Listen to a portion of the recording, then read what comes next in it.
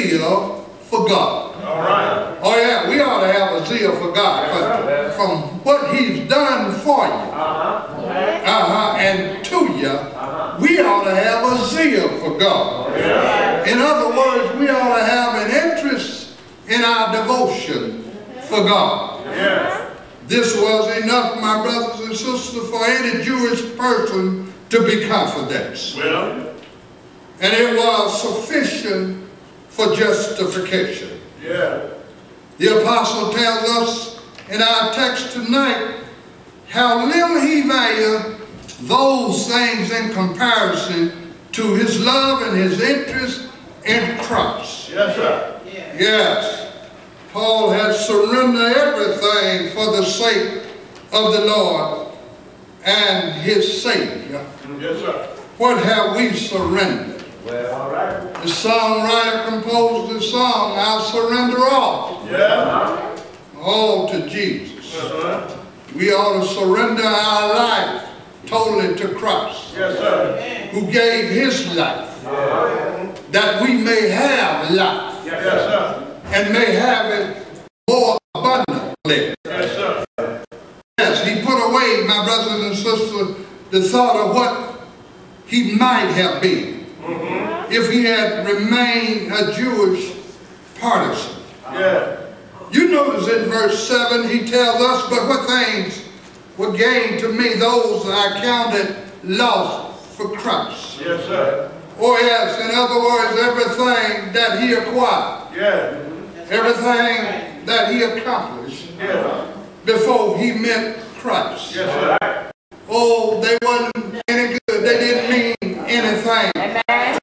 Well, there were some things that I enjoyed before I met Christ. I used to thought I was having a good time. Oh, yes.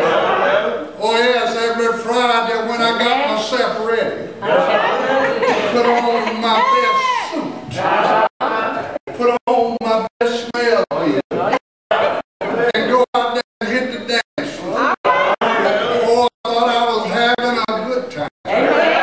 But I found that I was headed for destruction. Oh, yes. But if you truly want to have a good time, you ought to get Christ in your life.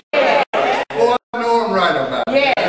I can't fathom how people can claim they know Christ and come in and then find it's a burden to even worship. But when you come into the house of worship, you ought to have a good time. Every time I look, they have myself a good boy, yes, but he say here, those things that were gained to me, those I count lost for Christ. Yes, sir. Those things that he counted important as a Pharisee. Yes, sir. He counted them as nothing compared to having Christ in his life.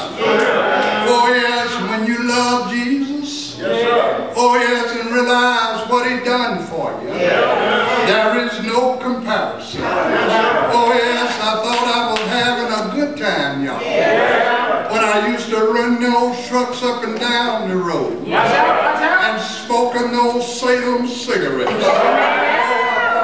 Somebody but y'all, I found I was headed for destruction. But thank God for Jesus Christ. He took me and turned me off.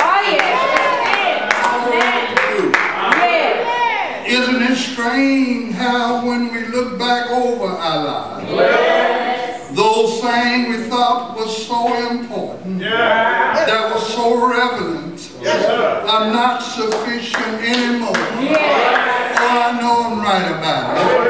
Have you ever thought about that? Those things that you thought you just couldn't do without. Those things that you thought you couldn't leave alone. Those parties that you felt you just couldn't miss. They don't even bother you anymore. I don't even have a desire anymore. Because I tell you what the Lord has done for me. And what he's done with me.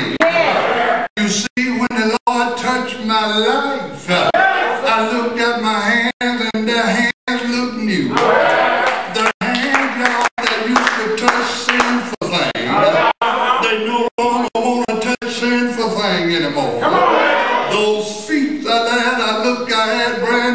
feet. Oh, yes, what they used to carry. I've never seen a U-Haul behind a fuel position.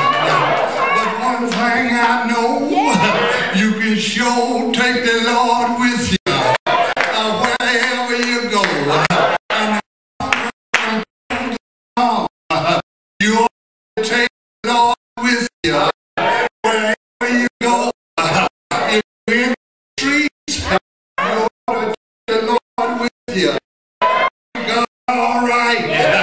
If you're in your neighborhood, you ought to take the wherever you go. I don't know about you, but I got Jesus, and that's enough. Paul all his life in the law provided him with justification, but he also got to receive Christ. It was just as important to be sanctified as it was to be justified. Justification, y'all, must have its foundation. Sanctification, which in turn gives salvation. And that's the ultimate aim for all of us to receive salvation. And I'm so glad to receive salvation along